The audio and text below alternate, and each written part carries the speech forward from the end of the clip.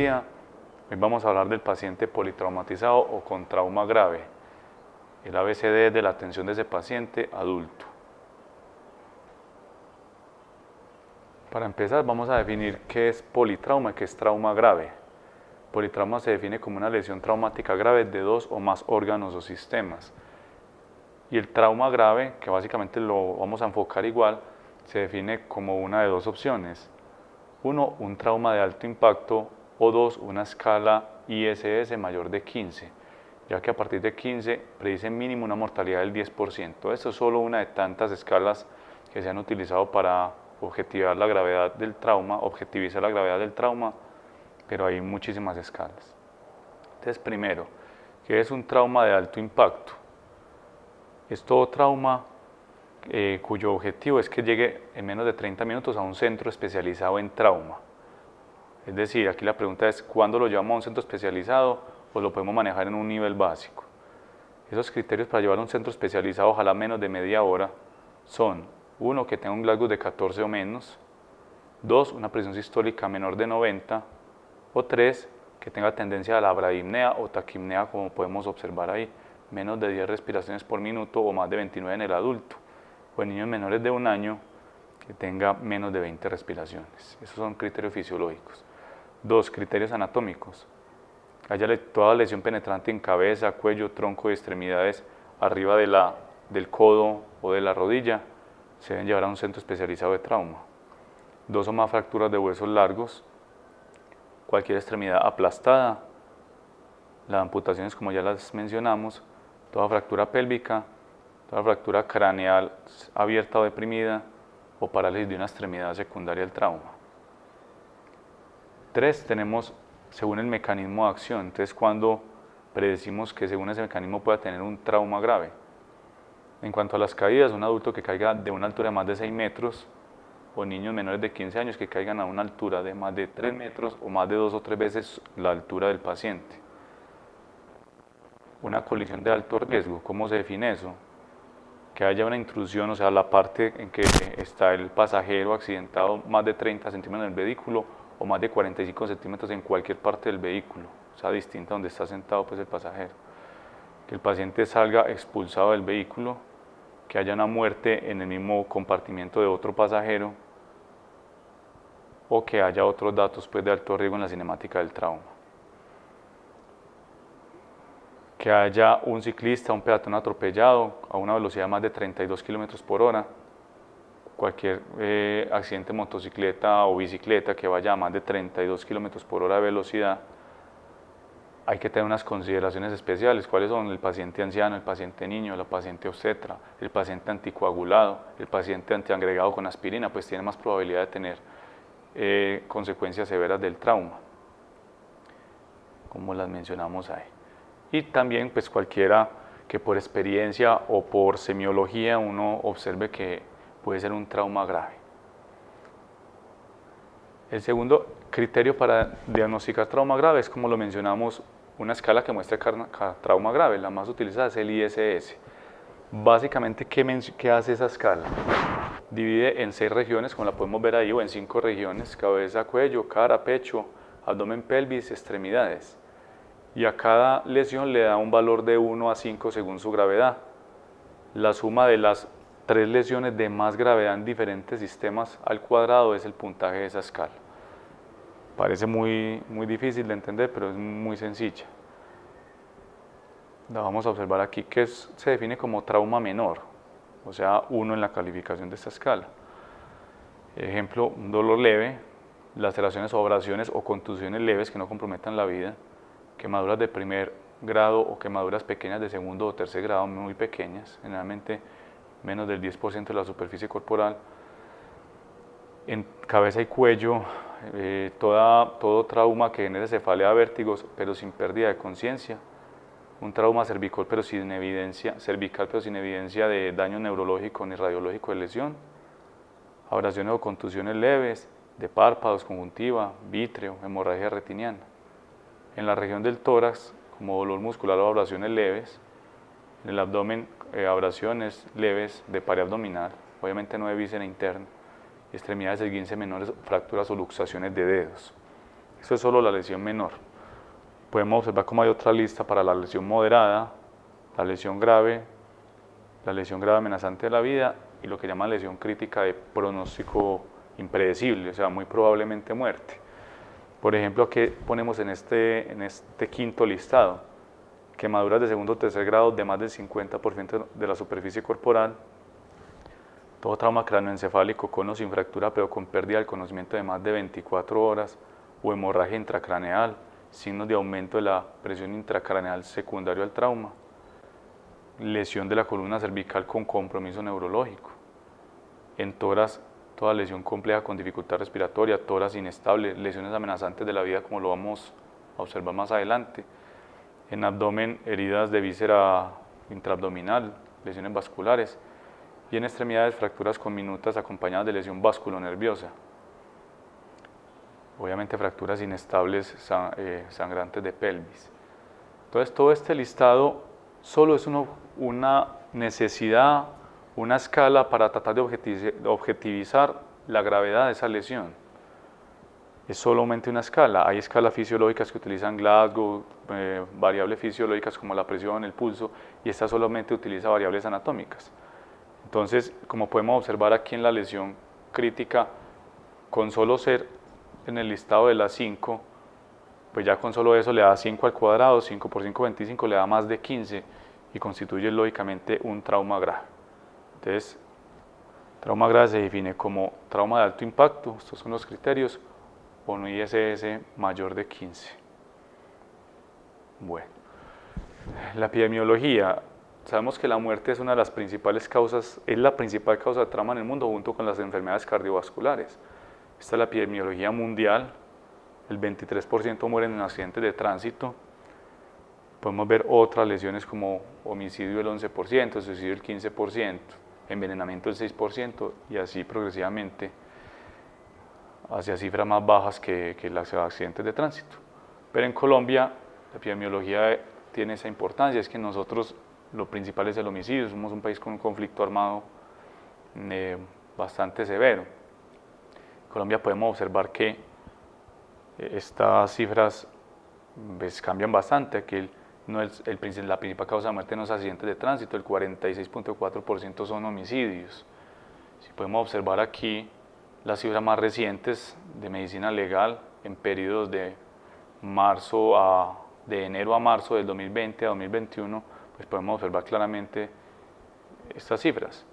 Por ejemplo, el homicidio en ese periodo, en el 2020, en total fueron 2.456. En el 2021, en ese mismo periodo del año, que ni siquiera es la mitad del año, llevamos 2.783 homicidios, de los cuales la inmensa mayoría son hombres, pero el feminicidio, la muerte en mujeres por agresión cada vez crece más.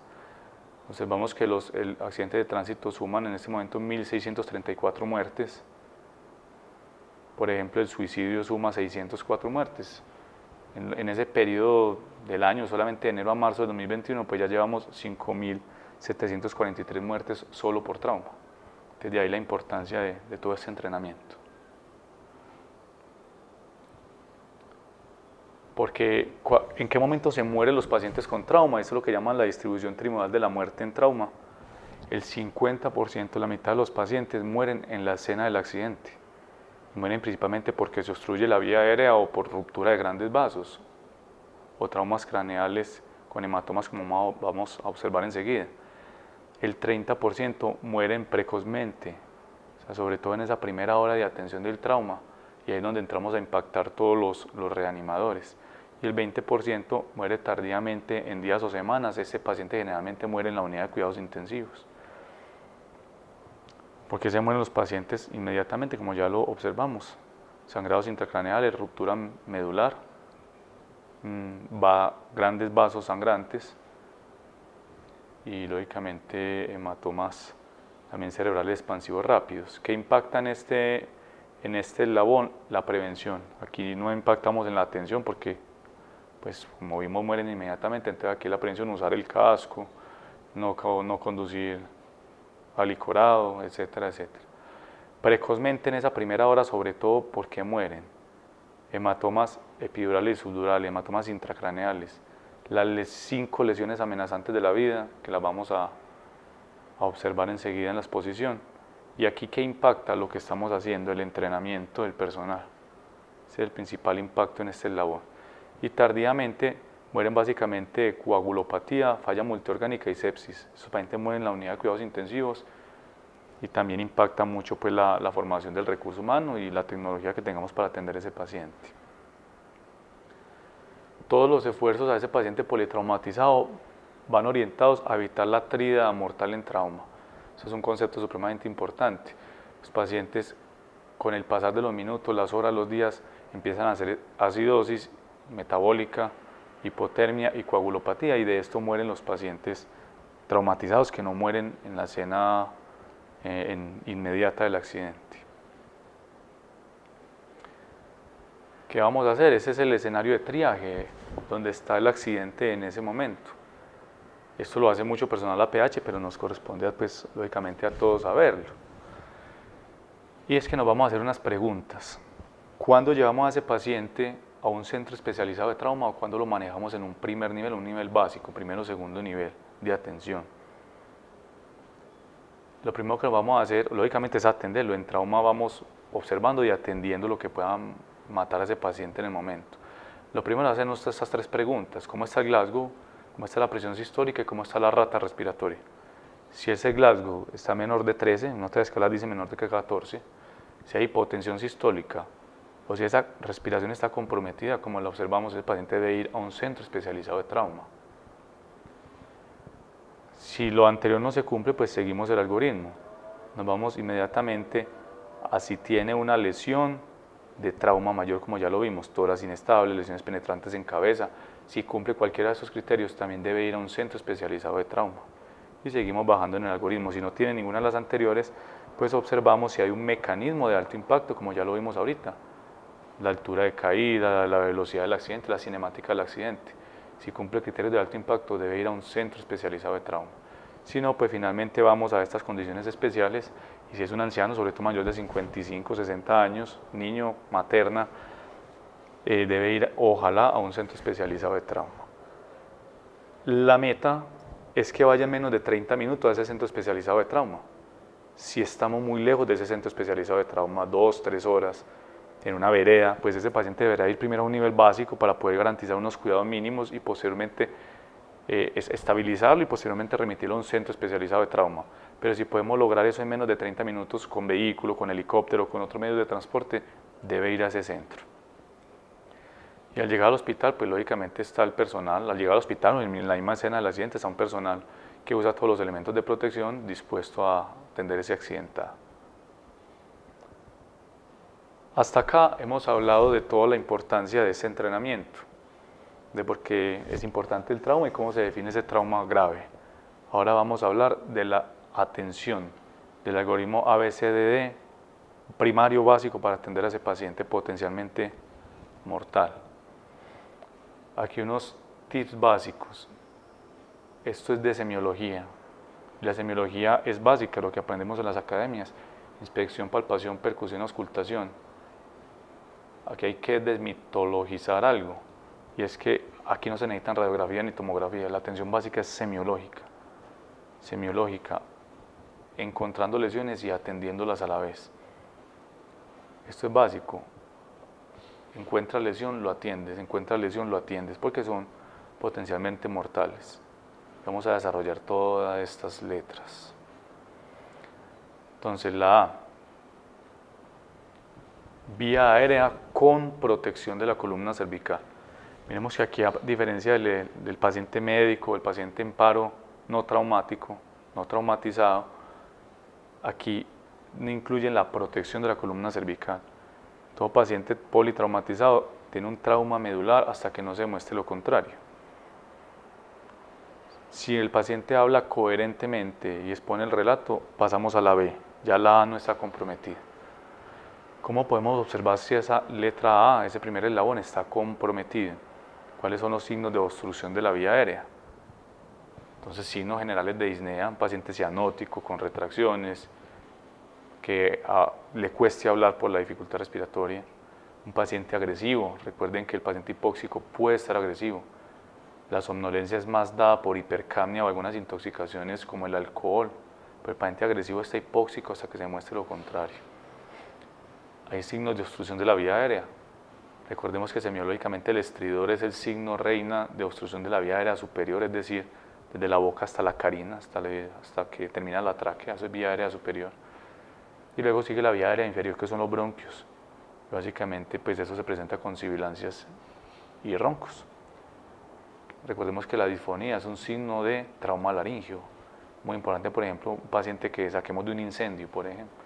Si tiene disfonía, está comprometida con seguridad la laringe. Y evaluamos todo lo que es la cara.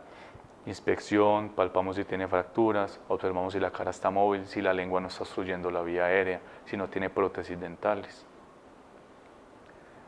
¿Cómo actuamos acá? Si el paciente se está ahogando, tiene comprometida la vía aérea, tenemos que actuar inmediatamente. Esto es observando, evaluando y actuando. Entonces hay que limpiar la vía aérea con gas, hay que aspirarlo, hay que administrar oxígeno. ¿Cuánto? Oxígeno al 100%, una máscara de no reinhalación, así lo propone ATLS, como observamos acá. Otros algoritmos plantean un oxígeno suficiente, puede ser Venturi todo para lograr la normosaturación, pero el concepto grande que más se maneja es oxígeno al 100% hasta que vayamos solucionando las lesiones. Recordemos que para abrir la vía aérea se utiliza la maniobra de subluxación mandibular. Aquí la maniobra frente-mentón que se utiliza en el paciente no traumatizado está contraindicada hasta que se demuestre que no tiene lesión medular. No se puede hacer maniobra frente-mentón sino subluxación mandibular. Y que podemos utilizar dispositivos para permeabilizar esa vía aérea, como la cánula de Guedel. Recordemos que para usar la cánula de Guedel, la orofaringea, pues el paciente debe estar inconsciente y sin reflejo nauseoso, porque si no, no la va a tolerar. O la nasofaringea. La nasofaringea la podemos utilizar, pero recordemos que la nasofaringea no se puede utilizar cuando sospechamos fractura de base de cráneo, porque se puede ir hacia el encéfalo. Cuando sabemos que una vía aérea hay que asegurarla. Asegurarla quiere decir intubar o hacer una traqueostomía de emergencia. O sea, poner un tubo que pase las cuerdas vocales, eso es asegurar la vía aérea y conectar una fuente de oxígeno y todas estas cosas. Uno, que el paciente está en apnea, lógicamente está en paro respiratorio. Dos, un Glasgow menor de 9. Recordemos que en el caso de TEC grave es Glasgow de 9 o menos, perdón, de 8 o menos, o sea, menor de 9. Ahí hay que intubar al paciente. Lógicamente lo primero que hay que hacer es descartar que no es hipoglicémico y otras causas de ese Glasgow, pero si no, si es por trauma, toca intubar. 3, sospecha de quemadura de la vía aérea. Aquel paciente que sacan de un incendio, que está expectorando esputo negro como carbón, que tiene disfonía, hay que intubarlo porque la vía aérea se va a hematizar y va a perder esa vía aérea. Un sangrado profuso que no pare porque se va a ahogar. Y aunque no lo vamos a intubar de una, es muy probable que ese paciente que llegue en bradipnea menor de 8, mayor de 32, lo vamos a intubar muy seguramente. Primero pues le solucionamos lo otro, pero si definitivamente no, si llega en falla respiratoria, pues hay que intubar.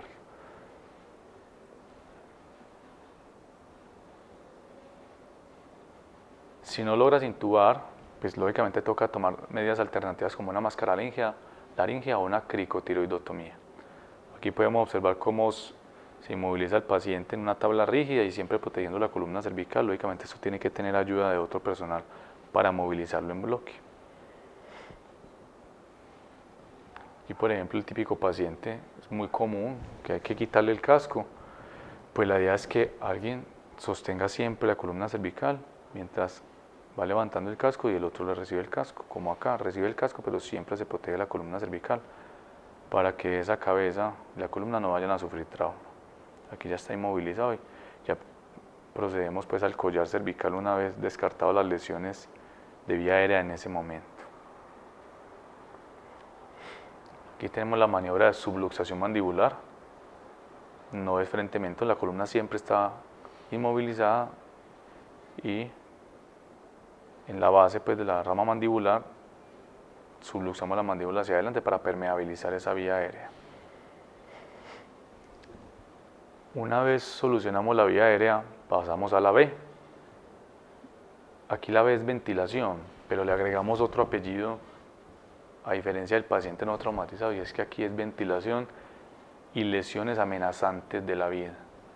La corrección de lesiones amenazantes de la vida. ¿Qué vamos a evaluar?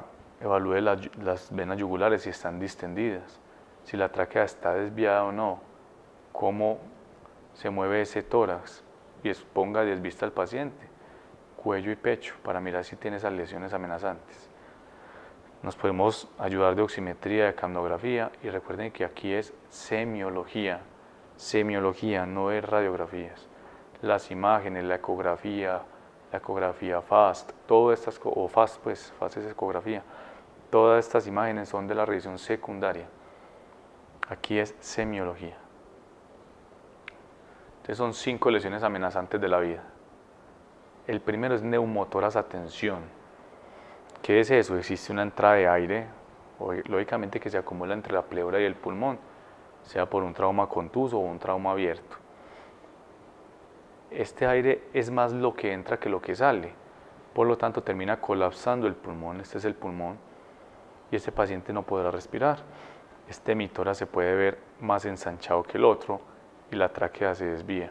El concepto de neumotoras a tensión es neumotoras que genera colapso cardiovascular, y eso se sabe pues porque está hipotenso, está cianótico y tiene ingurgitación yugular, tiene un shock obstructivo.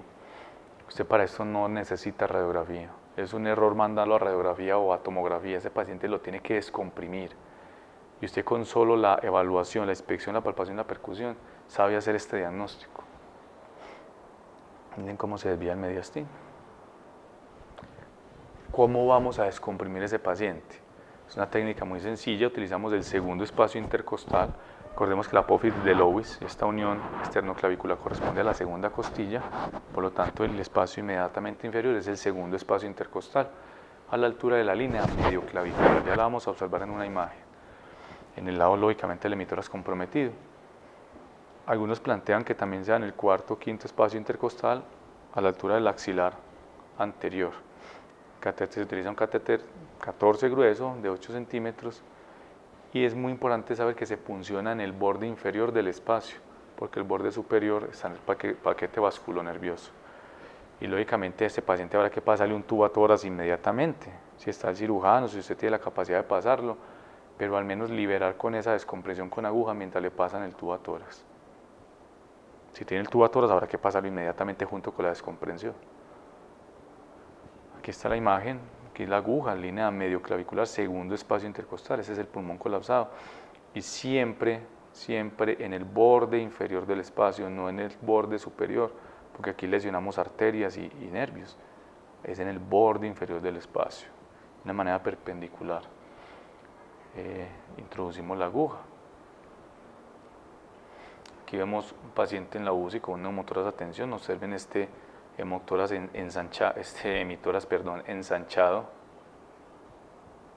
a diferencia de esto es aire entre la cavidad pleural, incluso aire subcutáneo, y colocan la aguja. Algunos prefieren utilizar, introducirlo con una jeringa con agua porque se observan las burbujas y se da cuenta cuando sale el aire en ese momento. Y observamos el borde inferior del espacio. Algunos tienen esta valvulita que la conectan a esto, es una válvula de 3 vías porque permite que el aire salga de esa cavidad pleural, pero que del ambiente no entre aire de nuevo por la cavidad, porque obviamente acabamos de hacer un roto. Si no se tiene esto, estamos en la calle, en la selva, donde sea, podemos utilizar un guante, cortar un dedo de un guante, como observamos acá. Se coloca sobre la aguja, sellamos aquí en la parte inferior y esto permite básicamente que el paciente cuando expire aire, pues los bordes del guante se abran y salga aire, pero cuando inspire esto se colapse y no entre aire a la cavidad pleural, porque lógicamente, como digo, acabamos de hacer un roto y la idea es que salga pero no entre aire, esa es la idea, entonces podemos valernos de esto. Listo. La segunda lesión amenazante de la vida es el hemotoras masivo. Ese paciente hay que operarlo. ¿Por qué? ¿Qué es un hemotoras masivo? Lo diagnosticas, introduces el tubo a tórax, haces la toracostomía y si drena de entrada más de 1500 cc de sangre o lleva 4 horas drenando más de 200 cc por hora, ese paciente tiene un hemotoras masivo. O sea, eso lo explica una ruptura de grandes vasos. Ese paciente hay que operarlo, tiene que ir a toracotomía. Se le pasa el tubo a tórax, pero tiene que ir a toracotomía. De hecho, toca autotransfundirlo. Si en ese momento el paciente está inestable, toca sacar la sangre y autotransfundirlo con la misma sangre que se le saca, o si está pues en un hospital con bolsas de sangre, unidades de glóbulos rojos, y todo el paquete transfusional que hace parte del manejo avanzado. Aquí están las diferencias semiológicas del hemotoras a tensión, del neumotoras a tensión y el hemotoras masivo. Ambos el murmullo vesicular suena abolido, o sea, hay hipofonesis a la auscultación, pero aquí están las grandes diferencias. Miren cómo es importante la percusión. Si usted tiene un emitoras abolido totalmente, en contexto de un trauma, la tráquea desviada y está hiperresonante, pues eso será aire, será un neumotoras a tensión. Pero si está abolido, pues será sangre, será líquido, y es un hemotoras masivo. También nos ayuda la posición traqueal y la ingurgitación de las venas. El neumotoras a tensión genera distensión yugular. El hemotoras masivo antes colapso, las yugulares son secas, porque hay sangre perdida en el hemitórax.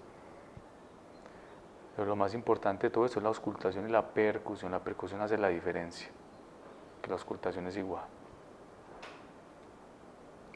3. Un neumotórax abierto. Es aquel tórax soplante. Es un neumotórax, aire en la cavidad pleural, pero tiene una herida. Lo más típico de esto es la herida por arma cortopunzante, pues puede ser herida por arma de fuego. ¿Cuál es el peligro de esto? Que entra aire más del que sale. Por ese roto entra aire de la presión atmosférica y termina colapsando el pulmón, igual que en el neumotórax a tensión.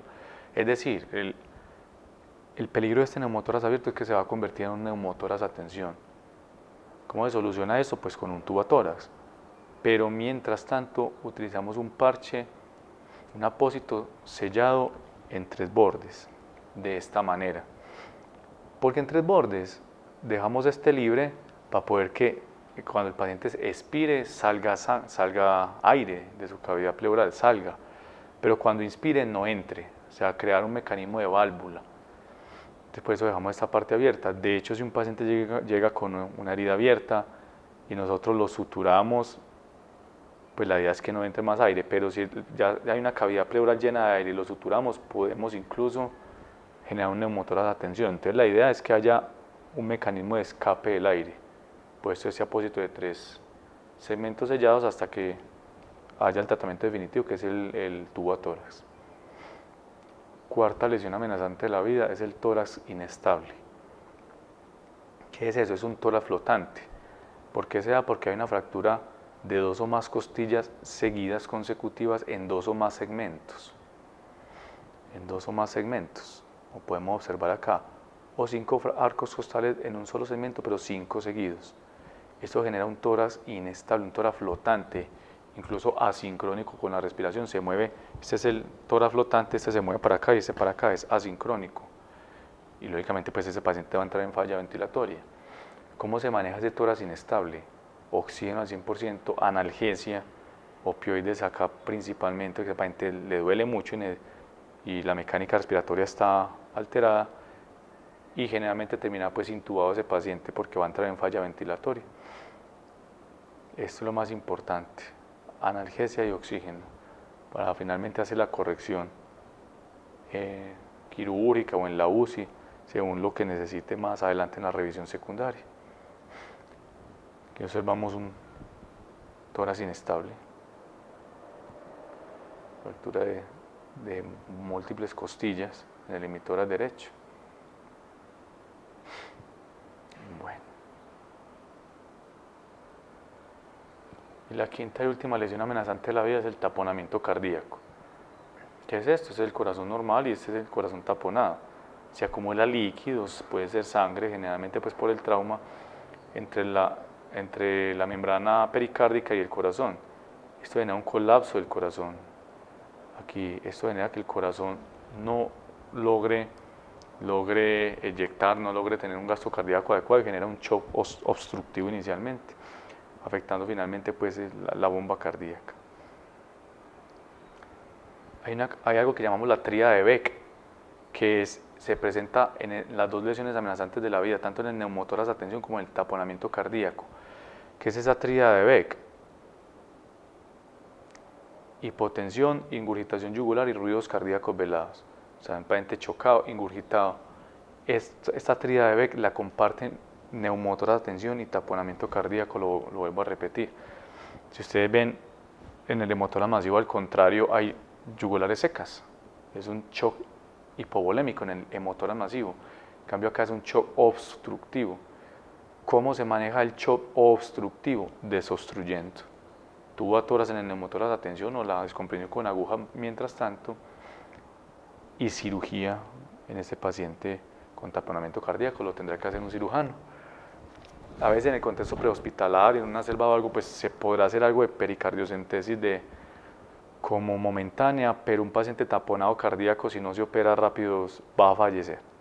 Entonces hay que operarlo definitivamente. Y aquí terminamos las 5 lesiones amenazantes de la vida en tórax, en la B.